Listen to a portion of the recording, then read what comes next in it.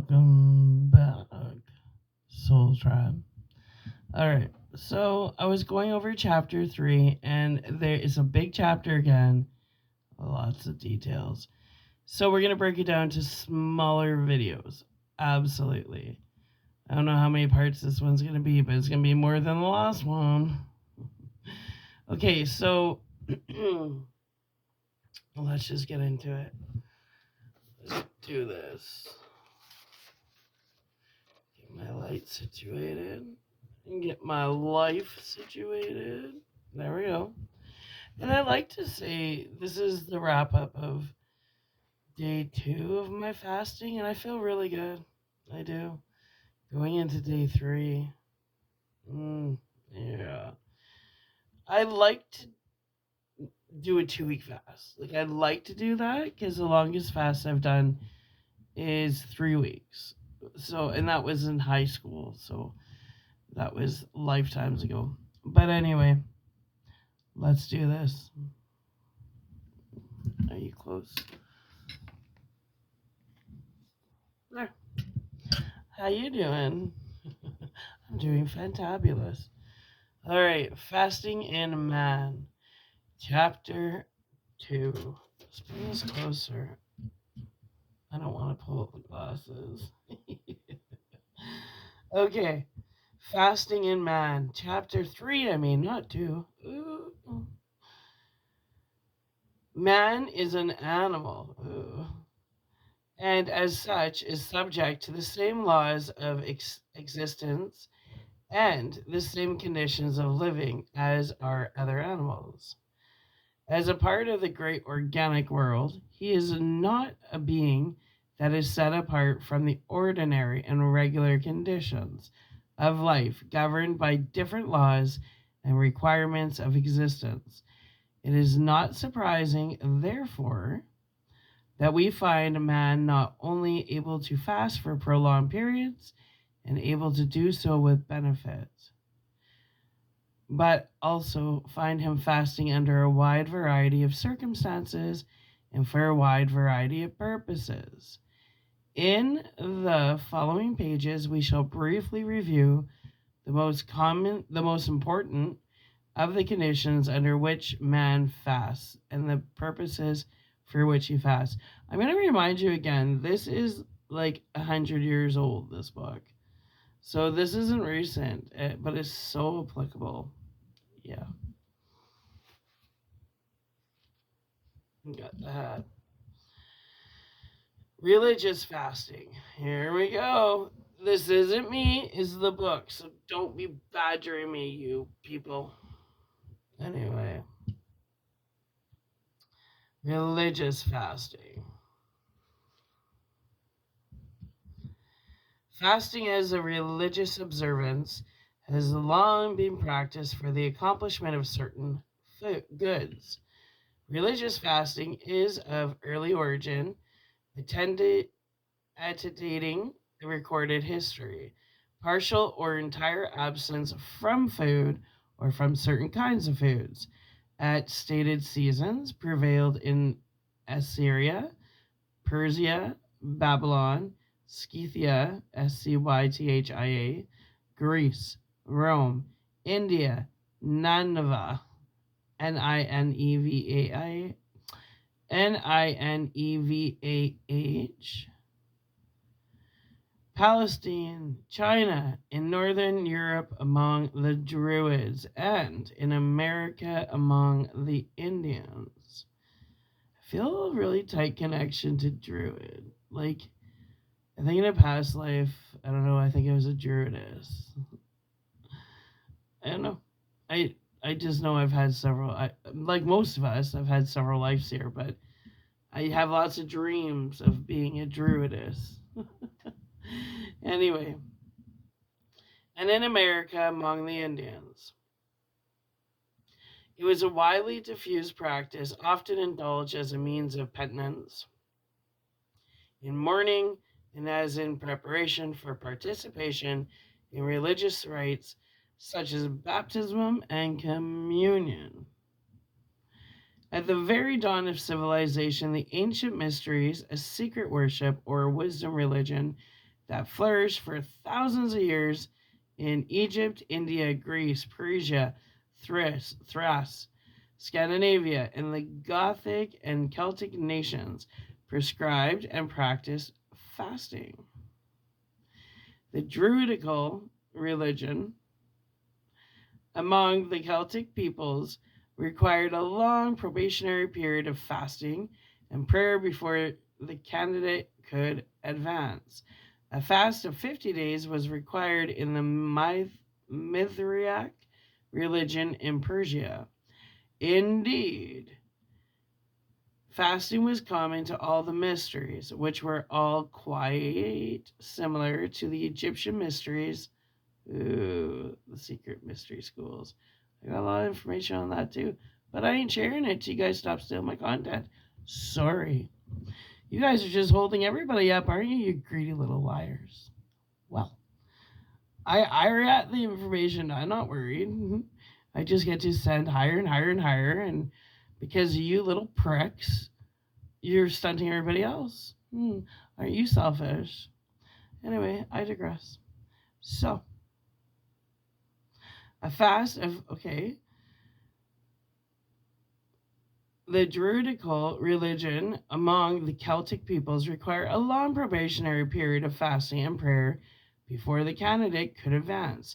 A fast of 50 days was required in the Mithriac religion in Persia.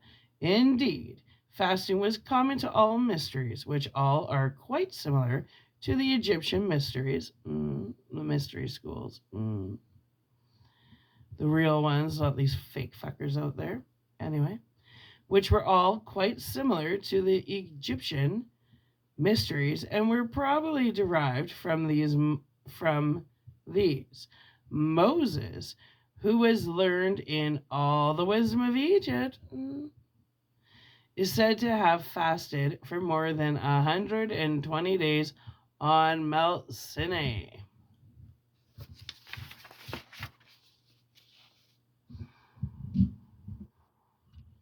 The mysteries of Tyre, Tyre, which were represented in Judea in the days of Jesus, in a secret society known as the Essenes, Essenes,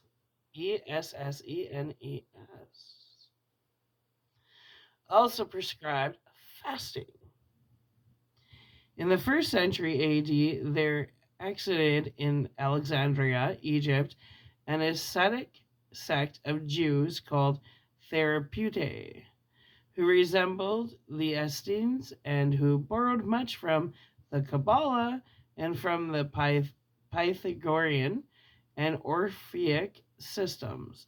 These Therapeutae gave great attention to the sick and held fasting in high esteem as a curative measure. Yeah. There's always a reason behind my madness, and this is going to be a really good fast, let me tell you.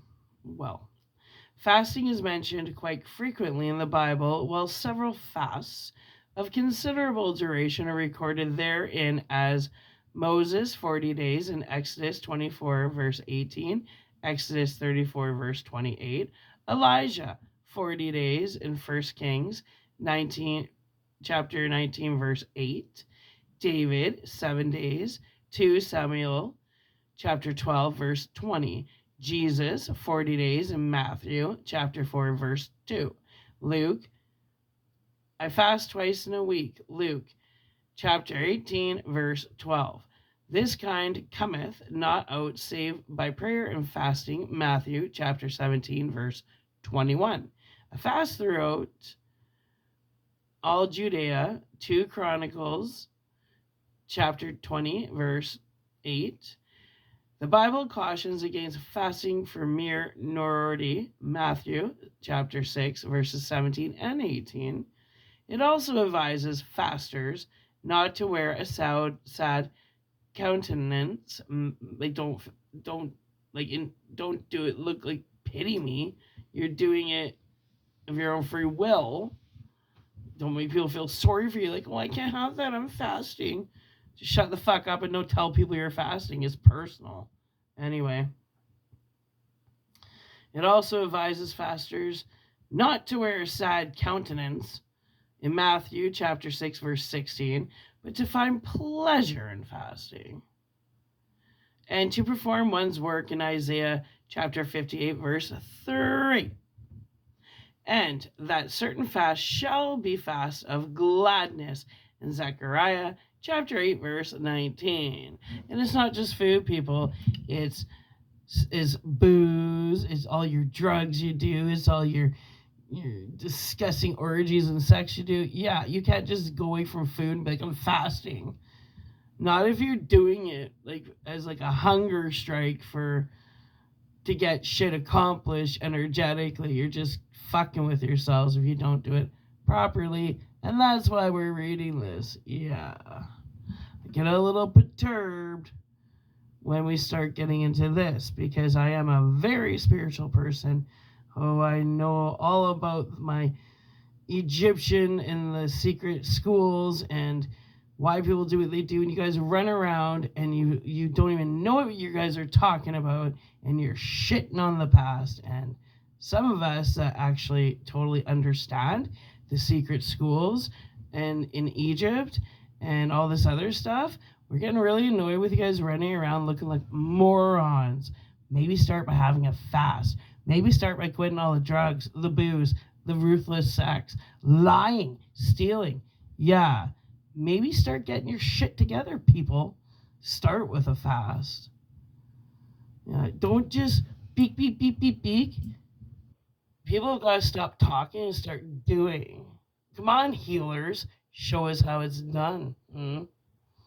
Anyway, that needed to be said. Wow. God, that felt good. That was like a mental orgasm. Best one I've had in years. Well, we may very properly assume that some great good was the object of the many fasts mentioned in the Bible, even though we may be sure that they were not always intended for the cure of disease. We may also be sure that the ancients had no fear of starving to death by missing a few meals. For 2,000 years, the Christian religion has recommended prayer and fasting. For all you fake Christians out there, I guess you didn't know that. All your gluttonous ways. You guys want to run around and say you're Christians, but you're total gluttons? Okay, let's continue. What a bunch of fucking fake it till you make it, say? You guys are the only people you're impressing is yourselves, because everybody can see you're frauds and liars. It's like egg on your face and you still don't know how to wash it. Wow.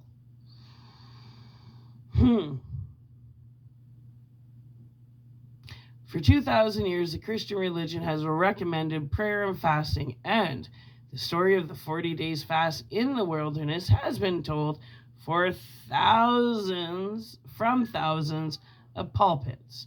Religious fasts were frequently practiced in the early days of Christianity and during the Middle Ages. Yeah, this isn't a new thing. Thomas Campanella tells us that frail nuns often sought relief from periods of hysteria by fasting 7 times 70 hours, or 20½ days. John Calvin and John Wesley both strongly urged fasting as a beneficial measure for both ministers and people. Among the early Christians, fasting was among the rites of purification. Get on your fasting. Fasting is yet a regular practice among the nations of the Far East, especially among the East Indians. The many fasts of Gandhi are generally known. Chirp, chirp, chirp, chirp, chirp. How about less talk, more action? Yeah, little. I don't have the right word for you. I just don't have a word for you. There is no word. Slug, maggot, slug, ew, Kakarucha. Kakaruchas. Anyways, penance worn members of the early church frequently retired to the desert for a month or two to fight down temptations. They would drink water from some dilapidated old cistern during the period. But to eat so much as a millet seed was considered a breach of their vows and destroyed the merits of their penance. At the end of the second month, the gaunt world renouncers generally had sufficient strength to return home unassisted. The writer of Peregrinato space Silviae in describing how Lent was observed in Jerusalem when she was there about 386 AD says, they abstained entirely from all food during Lent except on Saturdays and Sundays. They took a meal about midday on Sunday, and after that, they took nothing until Saturday morning. This was their rule through Lent. Although the Catholic Church has no law requiring fasting, as we use the term, it was voluntarily practiced by many individuals. In the past, fasting, whether total abstinence from food or abstinence from prescribed foods, is regarded by the Church as a penance. The Catholic Church also teaches that Jesus fasted in order to instruct and encourage belief in the practice of penance. The Roman Church has both fast days and abstinence days, though they are not necessarily the same. The law of abstinence is on a different basis and is regulated not by the quantity, but by the quality of food permitted. The law of abstinence forbids the use of meat or meat broth, but not eggs or milk or condiments of any kind, even from the fat of animals. The rule of the Church in fasting is, what constitutes fasting is the taking of only one meal in a day. In earlier times, a strict fast was kept until sunset. Now this full meal may be taken any time after midday, or, as the Church's approved authors hold, shortly before.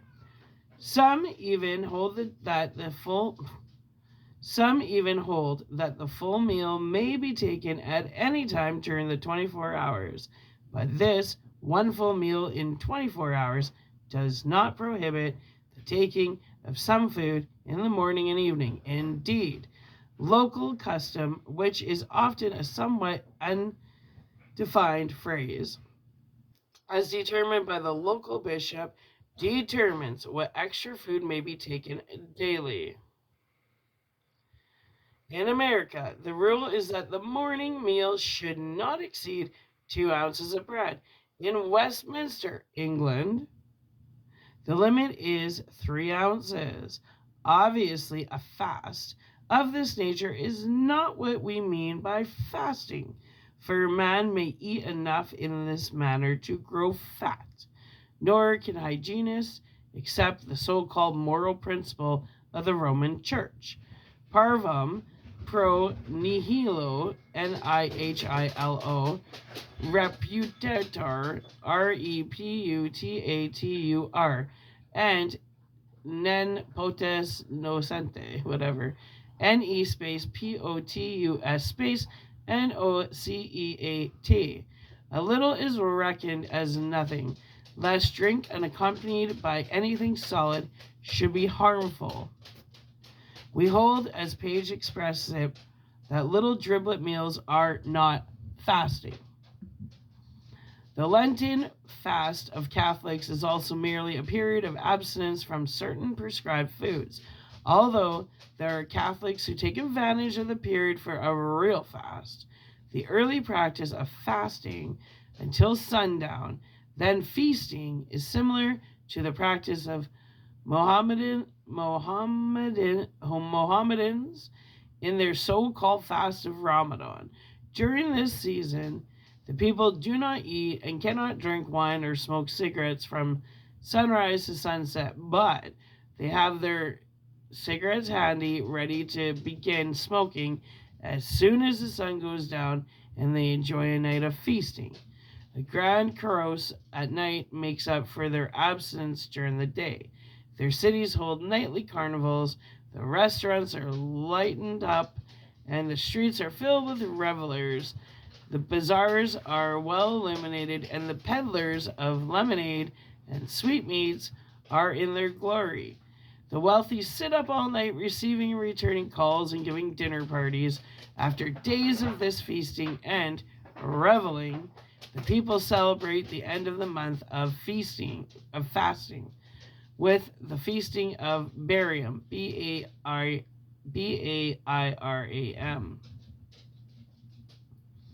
When we are informed that the Archangel Michael appeared to a certain priest in Sipponte, Sipponte,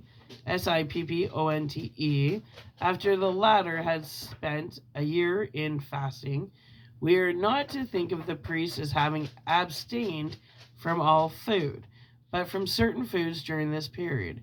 This is a religious use of the term fasting that clouds many of the stories we receive in religious fasts.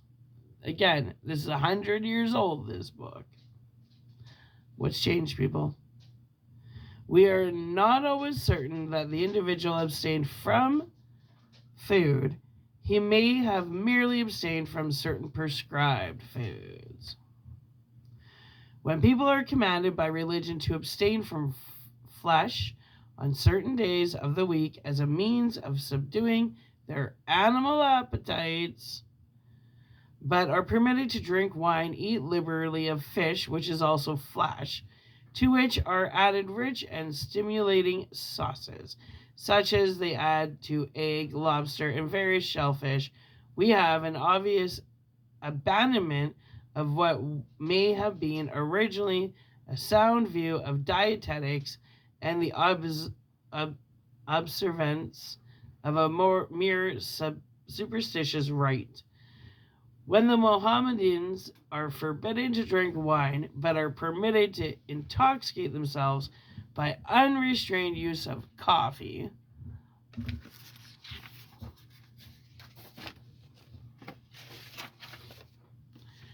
tobacco, and opium, there is an obvious departure from a former rule against being inebriated, is what it's saying, of all kinds. When during Ramadan, the Mohammedan is commanded to touch neither solid nor liquid food from sunrise to sunset, but is permitted to revel in gluttony, inebriety, and debauchery from sunset to sunrise. Where is the gain? Just lying to yourselves, right? Well, we have but a symbolic abstinence, a mere rite or ceremonial that feebly imitates what may have been originally a wholesome practice. The fact is, and this should be obvious to the least intelligent general population, that there is nothing in natural law that sanctions any interruptions of or departures from sobriety. Get off the drugs and booze, people. Abstinence, moderation, and right conduct. Don't lie, don't steal. Right conduct. Can you fast and maybe stop doing that for 2 weeks? I wonder. Anyway, natural laws indicate no specific days and no special number of days for special fast or for special periods of abstinence from any food or indulgence. A fast is to be taken under natural law when there is a need for it, and it is to be abstained from when there is no need for it. Hunger and thirst are to be satisfied on all days and at all times of the year, and should at all times be satisfied with wholesome food and pure water. The man who refuses to satisfy the normal needs of the body, as indicated by thirst and hunger, is as guilty as a breach of natural law as is the man who abuses his body by overindulgences. I need more water. Sorry, I get into it. I guess this turned into a lecture. Get over it. You like it. I'll give it to you straight and raw, and I can't butter shit up. But when it comes to religion, I go into a whole different realm. Well, at the present time, Christians of all sects and denominations rarely undergo a real fast. Most fasts of Roman, Eastern Orthodox, and Protestant communicants are merely periods of abstinence from flesh foods. Abstinence from flesh foods other than fish on fast days appears to have been enjoined merely to aid the fishing and shipbuilding industries. Among the Jews, fasting always means entire abstinence from food, and at least one of their fast days carries with its abstinence from water also. Their periods of fasting are commonly only short ones. You have to respect their discipline. Even on Saturdays, because Saturday is like the sacred day, that before Saturday, they can't even, like traditional Jews, they have to like have their toilet paper already torn apart. Like no labor, you know, you just gotta look into it. You gotta put respect on that. That's serious determination. Well, anyways, while the Hindu nationalist leader Gandhi fully understood the hygienic value of the fast and often fasted for hygienic purposes, most of his fasts were purification or penance fasts and political weapons by which he compelled England to accede to his demands. Pardon me. He even fasted for the purification of India and not merely for his own cleansing. Self-purification fasts of several days are of frequent occurrences in India. A few years ago, Jayaprakash, Jayaprakash space Narayan, leader of the Indian Socialist Party, underwent a fast of 21 days to enable him to fulfill better his public tasks in the future. Well, I guess I did a 4-week fast. 21 days is a 3-week fast. Sorry. Anyway, I think I could do a 3-week. I haven't done a 3-week full fast in probably a decade, but I should try. Why not? He underwent his purification fast in a natural cure clinic under the supervision of the man who had supervised several of Gandhi's fasts. Fasting formed part of the religious observances of the Aztecs and Toltecs of Mexico, the Incas of Peru, and of other American tribes. Fasting was also practiced by the Pacific Islanders. While there are traces of fasting in China and Japan, even before their contact with Buddhism. In Eastern Asia and wherever Brahmanism and Buddhism have spread, fasting has been kept alive. Benedict says that the many recorded instances of prolonged and more or less complete religious fasts are so clouded by superstition and show such a lack of accurate observation that they are without value to science. While I agree that their value to science is limited, I do not agree that they are devoid of all value. They are certainly of value in confirming the possibility of abstaining from food for long periods of time under varying circumstances of life. The fact is that scientists have made so few observations of fasters that they are still as clouded in their views of the process, as are the accounts of religious fasters. Fasting is magic. While fasting is magic, we have nothing to do except to study the phenomenon. Tribal fasts, as seen among the American Indians to avert some threatened calamity, or fasting by Gandhi to purify India, is the use of fasting as magic. Well, fasting was widely observed both in private and in public ceremonials by the American Indians.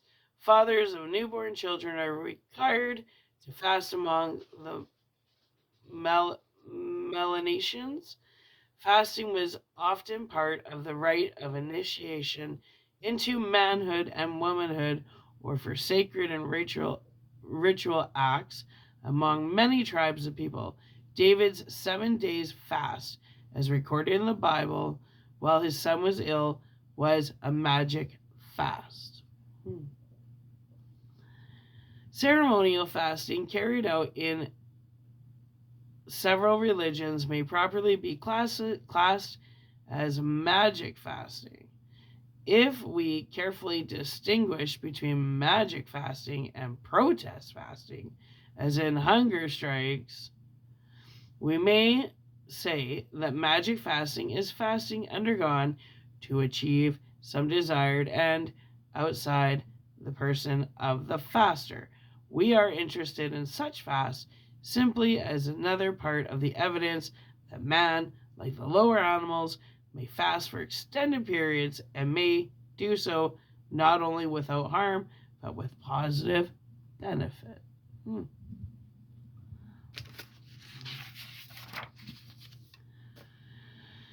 Disciplinary fasts. Major W.C. Gottschall, Gotschall, MS says, there is nothing new about fasting. Among the ancients, it was recognized as a sovereign method of attaining and maintaining marked mental and physical efficiency.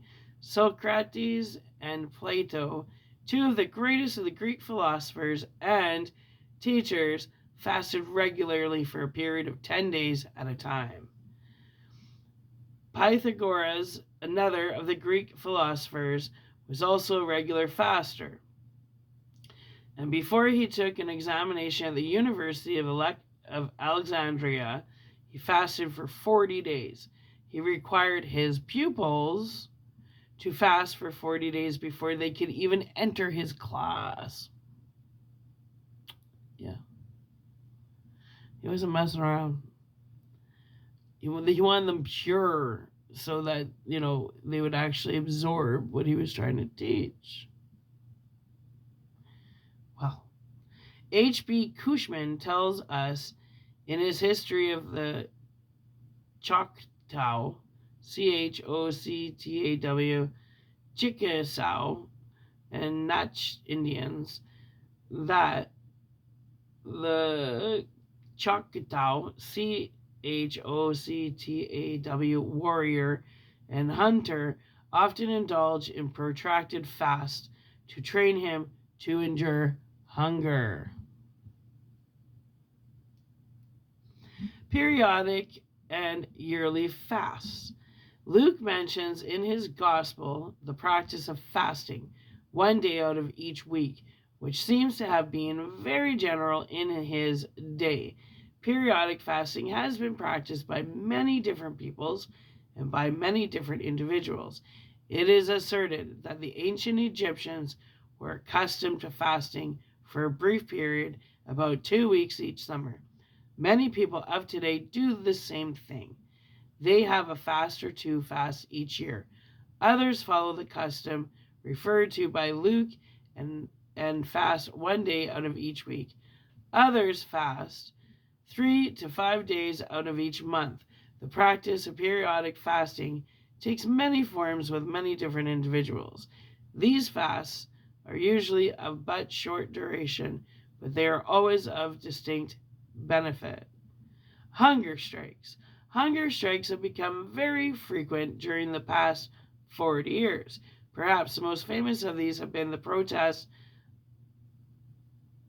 fasts of Gandhi and the hunger strike of McSweeney and his co-political prisoners in Cork, Ireland in 1920.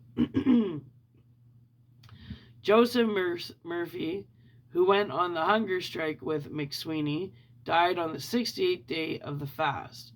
McSweeney died on the 74th day of the fast. Older readers will recall that some years ago, when the suffragettes of England would go on hunger strikes, they would be forcibly fed by a painful process, while at the same time there was much talk of letting them starve in prison. Right? The number of men and women who have fasted in India, largely in protest against some grievance since Gandhi popularized the practice, runs into many thousands. Mass fasting has been practiced on a large scale in several instances. Most of these fasts have been for but 40 days, but in some instances they were announced to be until death, unless their aim was achieved. So far, each case of fasting has been broken short of death, usually upon importunings of family, friends, or physicians. One of the unto death fasts, which did not go so far, was that of Shibban, Shibban, Shibban, Lal, Lal, Saxena, Saksena, leader of the peasants, workers, and the People's Party. Well,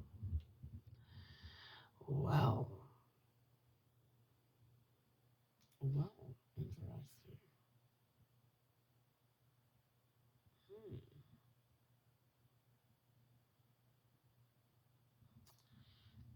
Interesting. I lost my thought. I lost my spot.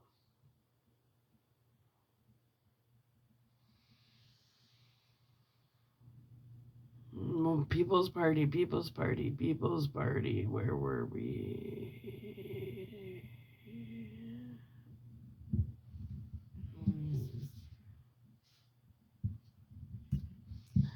Where the hell were we? I got right ass into that one. People's Party. A fast of 40 days was undergone by Ramchandra, Ramchandra Sharma, while a fast of 36 days was undergone by Swami Sitaram, Swami space Sitaram, all three of these fasts being of a political nature, hunger strikes. Political fasting is not without its humorous side. The news of October 2nd, 1961 carried the story of the breaking of a 40-day fast undertaken by Master Tara Singh, Singh, Sikh, Sikh leader, to dramatize his demand for a separate Sikh state in the Punjab. On the same day, 76-year-old, I'm not even going to say this name, Hogiraj space Suryaddey, ascetic and religious leaders started his fast in protest against the Sikhs having their own state. The fast neutralized each other, although it would seem that by maintaining the status quo, Suryaddey won the contest. It must be conceded, however, I think that a fight of this nature is less taxing on the resources of the people and results in less bloodshed than does an old-fashioned shooting revolution. Right? Gandhi's frequent fasts were usually protests against some British policy, although sometimes he fasted to purify India because of some wrongs she had committed. He was, however, fully acquainted with the hygienic value of the fast and was fully conversant with the literature on the subject. His longest fast seems to have been about 21 days. Many men and women in all parts of the world have staged hunger strikes of longer or shorter durations. Exhibition or stunt fast. Oh, that's where we stopped.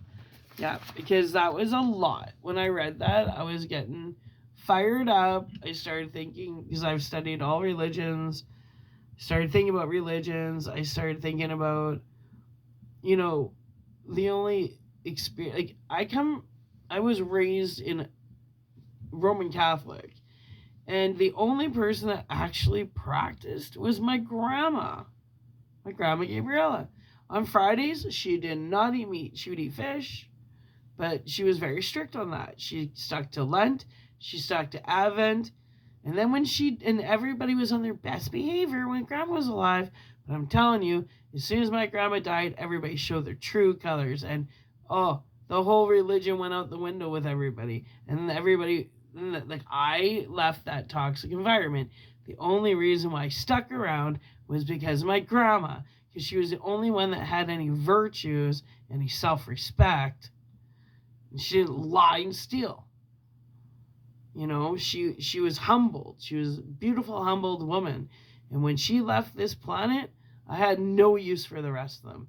I thought, you fake, fake, fake people. Put an act on for grandma. You guys think grandma was stupid? She saw through all your bullshit. Why? Because she told me about it. She talked behind all your backs to me. Just saying, whether you like it or not. And, whether you're her kid or not, she didn't tell you guys shit. Because she didn't trust you guys. She tested you guys. You failed, and you always failed. You guys just failed her. Yeah, she would look at photo albums, and one of her daughters, she would point out all her faces and go, I gave birth to the devil. And it was one of her daughters. And then her son, she goes, I've raised a monster. But they seem to think that they had wonderful relationships with her mother. Wake up. She lied.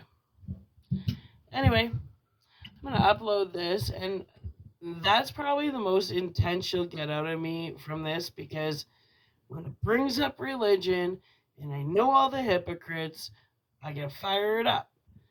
And I'm pretty sure this is the only part of this book that was brought up religions, but I ain't holding back anymore. I'm so sick of these liars, these thieves, these bullshitters that go to church once a week, drop their little $20 off in a basket, and oh, how convenient. You can e-transfer your money now. What the fuck? Why don't you guys just go out and help a homeless person and know where your money is going to? But if you think putting money in a basket once a week is going to buy your sins and your way into heaven, ew, maybe you should watch my last video on what dreams may come. You got a lot to learn, peoples. You got to pull your head out of your asses and quit faking it till you make it. Yeah. Truth of the matter is, church is when one or two or more people gather and talk about God. That is church. Do you actually think every Sunday God can be present and omnipresent in every church around the world? Because each of you guys think your religion is the only religion. So, none of you make sense. God is separate from religion. Religion was created for you guys so people had different outlets to try to connect with God. That's the only reason why religion was, it was not every shoe fits for people. So, there's different shoes out there, there's different religions, but they're all for one purpose, to walk in the right direction. Anyways, I'm gonna go calm down. Maybe I'm hungry. I don't really think I am. I'm not. I'm fired up, and it feels good. And if you don't like it, go watch another one of the bazillion YouTube videos out there that are talking nothing but bullshit. Anyway, hope I took somebody out of their comfort zone, but it's time you guys shake it up a little bit. Wake up out of your dead sleep and realize you're not half as good of people as you think you are. Okay, well, I still love you, though, even though you're total failures. Not all of you guys, of course. The failures know who I'm talking to. Otherwise, they're the ones that have fake profiles on my YouTube and fake profiles. Yeah, those are the failures, the little creepers. What are you guys, YouTube mafia? Get a life. Your kids must be so proud of their parents and all their accomplishments. My parents are lying thieves and they're part of the YouTube cult that gang stalks people. Oh, I'm so proud. When I get older, I want to be a gang stalker just like my mom and dad. You guys are fools. Not all you guys. Just the fools know who they are. To the rest of you, Soul Tribe, I love you. Thanks for letting me get fired up. Felt good. It did. I'm not bottling stuff up anymore, and I'm not here to cause problems. But when I read that and I get downloads through it, and if I feel the green light to say what I gotta say, ooh, you best believe I'm gonna say it. Until the next video, love ya. Bye.